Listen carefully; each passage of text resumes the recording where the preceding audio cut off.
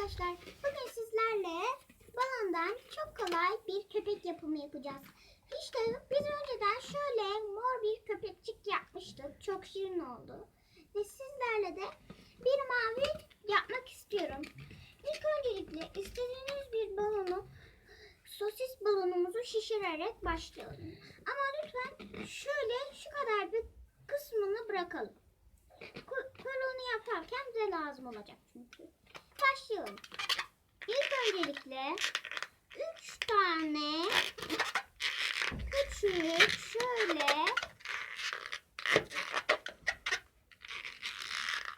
daire yapıyoruz.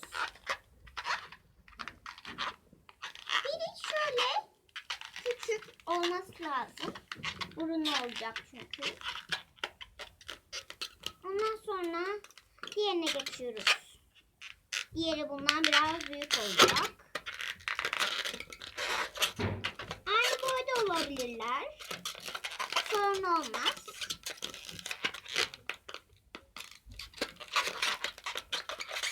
Ondan sonra sonuncu olarak üçüncüyü yapıyoruz.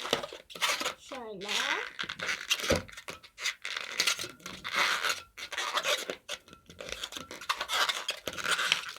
Yaptıktan sonra arkadaşlar 3 tane şöyle yapıyorsunuz. Ondan sonra şu ikisini alıp şöyle çeviriyorsunuz.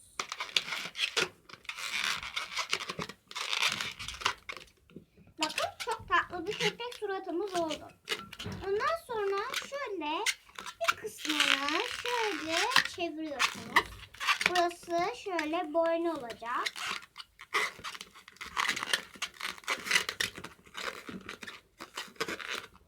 Yaptıktan sonra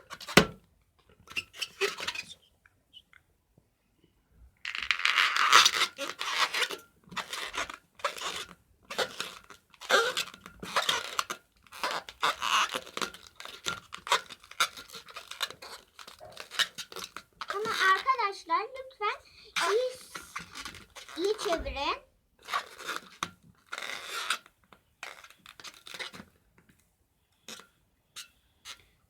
Sonra şöyle arkadaşlar şuradan tutuyorsunuz ve şöyle bir yapıyorsunuz.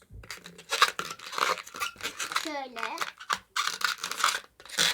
Ondan sonra şöyle tutuyorsunuz arkadaşlar, göstereyim. Ondan sonra şunu da şöyle bir kıvırıyorsunuz çevirerek.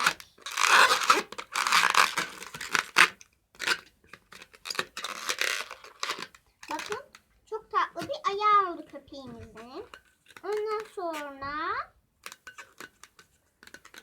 şöyle isterseniz uzun köpekler olur. Öyle yapabilirsiniz. Ben şimdi uzun köpek yapmak istiyorum.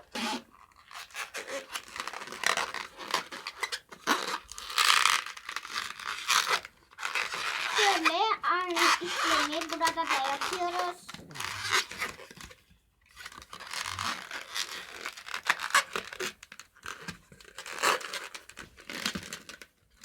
Ve ondan sonra da şurayı arkadaşlar çeviriyorsunuz. Ondan sonra şunu çıkarıyorsunuz tepeye.